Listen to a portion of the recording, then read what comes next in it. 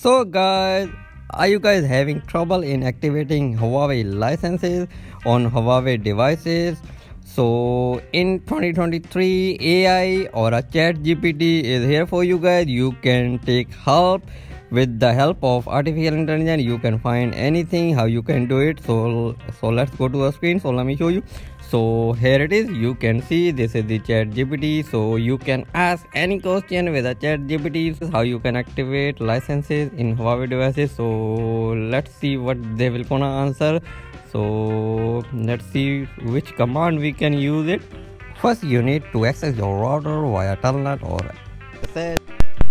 need to enter in a system view mode and log in your router, and then use this command cfcard, copy file name of a license file, and you can also mention the file name in .dat format.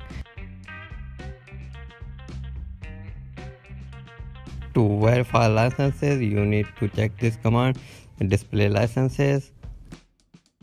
So that's how you can do it with the help of ChatGPT or AI. So hope you guys like this video. So if you like this video, so please give the thumbs up and do share it with your friends.